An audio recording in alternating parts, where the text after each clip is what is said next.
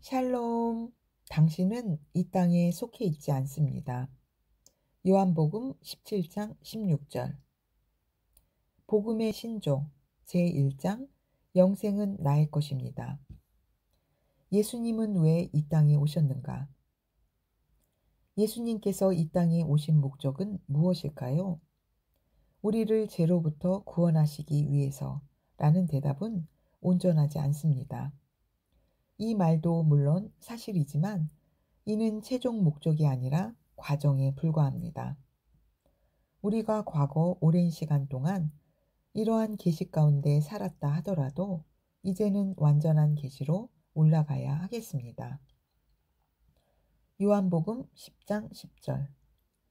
도둑이 오는 것은 도둑질하고 죽이고 멸망시키려는 것뿐이요 내가 온 것은 양으로 생명을 얻게 하고 더 풍성히 얻게 하려는 것이라. 위의 구절에서 예수님께서는 자신이 이 땅에 오신 목적을 직접 언급하셨습니다. 내가 온 것은 양으로 생명을 얻게 하고 더 풍성히 얻게 하려는 것이라. 여기에서 말하는 생명이 바로 하나님과 같은 종류의 생명, 조의 생명입니다. 예수님께서는 그 생명을 주시되 풍성히 얻게 하려고 오셨다고 말씀하십니다. 이는 우리가 일반적으로 생각하는 풍성함의 개념을 능가하는 것입니다. 여기에서 풍성하다는 것은 최대치, 최대 용량을 뜻합니다. 제 본성을 가진 사람은 결코 살 수 없는, 영생을 가진 자만이 누릴 수 있는 정복하고 다스리는 삶, 한계가 없이 최대 용량을 발휘하는 그런 삶을 우리가 살게 하시려고 예수님께서 오신 것입니다. 구약의 성도들은 아무리 하나님 앞에 인정받는 자라 하더라도 죄의 본성을 가졌기 때문에 조의 생명으로 사는 능력과 풍성함을 누릴 수 없었습니다. 그러나 우리는 예수님께서 오셔서 죄의 문제를 해결하시고 우리에게 영생을 주심으로 말미암아 새로운 피조물로 거듭나게 되었습니다. 요한일서 5장 11절에서 13절. 또 증거는 이것이니 하나님이 우리에게 영생을 주신 것과 이 생명이 그의 아들 안에 있는 그것이니라. 아들이 있는 자에게는 생명이 있고 하나님의 아들이 없는 자에게는 생명이 없느니라. 내가 하나님의 아들의 이름을 믿는 너희에게 이것을 쓰는 것은 너희로 하여금 너희에게 영생이 있음을 알게 하려 함이라.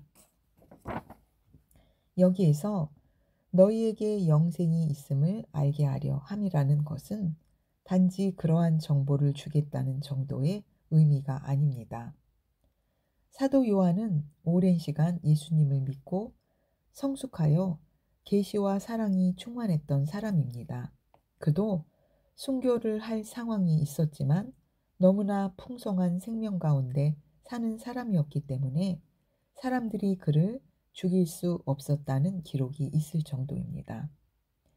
따라서 사도 요한은 위 구절을 너희가 거듭났다면 너희 안에 영생이 있다는 것을 알아야 한다는 정도가 아니라 너희는 너희가 가진 그 영생이 어떤 생명인지 얼마나 대단한 생명인지를 알아야 한다라는 의미로 말한 것입니다. 이는 다른 성경 구절을 읽을 때도 마찬가지입니다. 예를 들어 사도 바울이 쓴 서신서들을 보면 그가 처했던 공경들이 나열되는 것을 볼 수 있습니다. 사실 사도 바울이 그것들을 쓴 목적은 자신의 힘든 상황을 내세우고 토로하기 위함이 아니라 어떠한 상황도 나에게 문제가 되지 않는다라고 말하기 위함이었습니다. 그러나 우리는 각자의 얕은 계시를 통해 그 구절을 받아들여서 사도 바울은 정말 고생하면서 사역했구나. 역시 하나님의 종의 삶은 평탄하지 않구나 라고 이해하곤 합니다. 그러므로 성경을 볼 때는 혼이 아니라 영으로 접근하고 기록한 사람의 계시와 감동으로 돌아가 해석해야 합니다. 그렇게 해야 성경 말씀이 정확하게 조명될 것입니다. 위에 요한일서 말씀에서 사도 요한은 우리가 가진 영생이 어떠한 것인지를 말하고자 합니다. 요한일서 전반에 흐르는 메시지를 보면 그는 우리가 가진 영생이 그것을 가진 자로 하여금 죄를 지을 수 없게 하고 어떤 사람도 사랑할 수 있게 하며 모든 상황에서 승리할 수밖에 없게 만드는 생명임을 말하고자 했습니다. 우리가 받은 생명은 하나님께서 친히 가지고 계신 그 생명입니다. 이 생명은 어떠한 질병도 죽음도 능가하는 생명입니다. 멜리데 섬에서 독사에게 물렸을 때에도 사도 바울은 아무런 해를 받지 않았습니다. 사람들은 그가 당연히 쓰러져 죽거나 하다못해 손이 붓기라도 할 것이라 예상했는데 아무 변화가 없자 놀라서 그를 신으로 여겼습니다. 우리도 모두 그러한 신적인 생명을 가지고 있습니다. 문제는 그것을 얼마나 믿고 인식하느냐 하는 것입니다. 법적으로는 이미 모든 것이 이루어졌습니다. 그리스도 안에서 우리의 지위는 법적으로 보장되었습니다. 그러나 그것을 실제로 나타나게 하는 것은 우리의 몫입니다. 우리가 우리 안에 어떤 생명이 있는지 알고 믿을 때 비로소 질병과 죽음을 이기는 일이 현실로 나타납니다. 베드로후서 1장 1절에서 4절. 예수 그리스도의 종이며 사도인 시몬 베드로는 우리 하나님과 구주 예수 그리스도의 의를 힘입어 동일하게 보배로운 믿음을 우리와 함께 받은 자들에게 편지하노니 하나님과 우리 주 예수를 알므로 은혜와 평강이 너희에게 더욱 많을지어다. 그의 신기한 능력으로 생명과 경건에 속한 모든 것을 우리에게 주셨으니 이는 자기의 영광과 덕으로서 우리를 부르신 이를 알므로 말미암음이라. 이로써 그 보배롭고 지극히 큰 약속을 우리에게 주사 이 약속으로 말미암아 너희가 정욕 때문에 세상에서 썩어질 것을 피하여 신성한 성품에 참여하는 자가 되게 하려 하셨느니라. 사실 우리는 그리스도 안에서 은혜와 평강을 이미 다 받았습니다. 그러나 그것이 실질적으로 삶 가운데 증가되는 것은 하나님과 주 예수를 알므로, 다시 말해 하나님과 예수 그리스도를 통해 나에게 주어진 것들을 아는 지식을 발전시킴으로써 가능한 일입니다. 또한 하나님께서는 신기한 능력, 즉 하나님의 능력으로 우리에게 조의 생명과 경건에 속한 모든 것들을 이미 주셨습니다.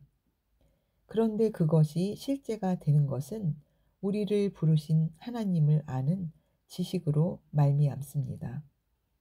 그것을 알 때 우리의 삶은 하나님의 영광과 덕, 즉 그분의 임재와 능력이 나타나는 상태에 이르게 되는 것입니다. 성경에서 덕이라고 번역된 단어는 사실 탁월함으로 이해하는 것이 문맥을 이해하는 데 도움이 될 것 같습니다.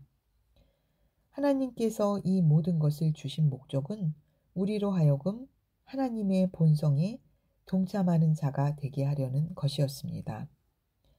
이 본성에 동참하지 못한 자, 이 생명이 없는 자들은 세상에 있는 타락 가운데 살아갈 수밖에 없습니다. 그러나 우리는 이미 생명과 경건에 속한 모든 것을 받았습니다. 과거의 계시는 예수님께서 십자가에서 우리의 죄 문제를 해결하신 것에 집중되어 있었습니다. 즉, 우리 자신을 마이너스에서 제로로 회복된 상태로 인식한 것입니다. 그러나 하나님의 계획은 그 이상입니다. 이제 우리에게 펼쳐진 새로운 피조물의 계시는 우리가 단지 마이너스에서 제로 상태가 된 것을 넘어 플러스 상태로 옮겨졌다고 말합니다. 다시 말해, 제 문제를 해결한 것은 물론이고 하나님과 같은 종류의 생명을 받아 그 생명으로 기능하며 자연적인 세계를 초월하는 삶을 살 수 있게 된 것입니다.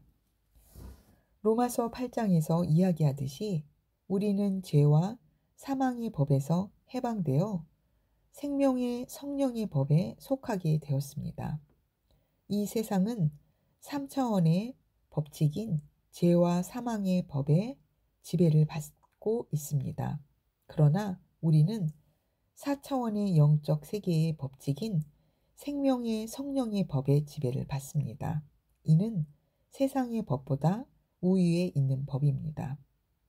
그런데 우리는 영적으로는 하나님 왕국에 속한 자이지만 육신으로는 이 땅에 살고 있습니다. 그러므로 어떤 법칙이 나를 지배하게 할 것인지 스스로 선택해야 합니다. 육신을 따르는 자는 육신의 일을, 영을 따르는 자는 영의 일을 생각하나니. 로마서 8장 5절. 아무리 그리스도인이라 할지라도 자연적인 현상과 육신의 오감을 따라 살기를 선택한다면 경기가 안 좋으면 어렵고 독감철이 되면 감기에 걸리는 등 여느 세상 사람들과 다름없이 환경의 영향을 고스란히 받으며 살아가게 될 것입니다. 그러나 우리는 다른 삶을 선택할 수 있습니다. 더 높은 곳으로 눈을 돌리면 거기에는 세상의 법칙을 뛰어넘는 하나님 왕국의 법칙이 있습니다.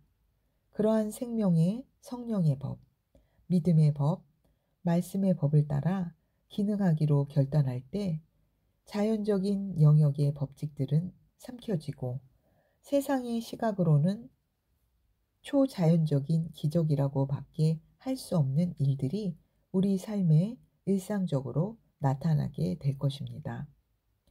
이 계시를 모르는 영적 어린아이들은 하나님께 간구할 때도 육신의 영역에서 기도하고 그 와중에서도 하나님의 사랑과 은혜로 말미암아 때로는 응답을 받습니다.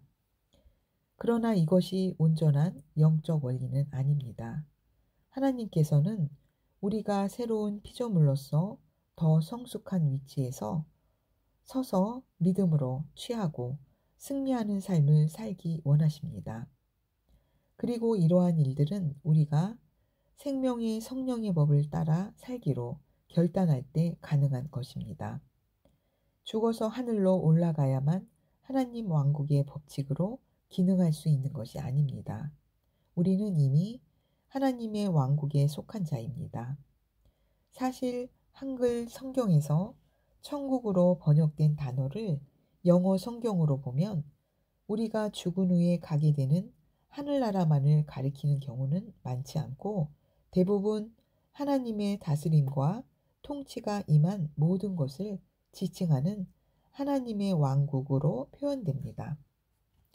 그러나 많은 그리스도인들이 지금까지 천국에 대한 성경 구절을 보면서 죽어서 가는 하늘나라만을 생각했기 때문에 이 세상에서 가난하고 아프고 고생하며 살더라도 천국 소망을 품고 인내하고 감사하자라는 식의 내세지향적인 신앙생활을 할 수밖에 없었습니다. 우리가 주로 불렀던 찬송가 가사만 보더라도 그런 메시지를 담고 있는 경우가 많습니다. 그러나 마지막 때에 하나님께서는 교회를 향해 온전한 계시를 열어주고 계십니다.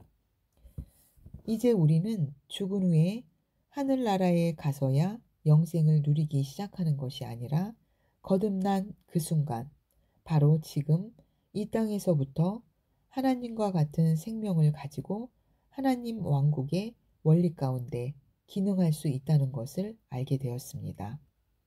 우리의 영생은 이미 시작되었습니다. 우리는 이미 그 영생 안에 살고 있습니다. 하늘나라에 간다고 하여 우리의 삶의 방식이 완전히 바뀌는 것이 아닙니다. 이 땅에서 살던 새로운 피조물의 생활 방식과 왕국의 원리 그대로, 다만 육체만 벗고 사는 집을 옮기는 것뿐입니다. 그러므로 우리는 지금 이곳에서 스스로를 신성한 성품에 참여한 자로 인식하고 그에 합당한 사고방식과 생활방식을 훈련해야 합니다. 복음의 신조 제1장 영생은 나의 것입니다에서 예수님은 왜 이 땅에 오셨는가에 대해 알아보았습니다. 할렐루야! 나는 하나님 아들의 왕국에 속해 있고 그 안에 살고 있기 때문에 삶 가운데 항상 승리합니다. 예수님의 이름으로 축복합니다. 아멘.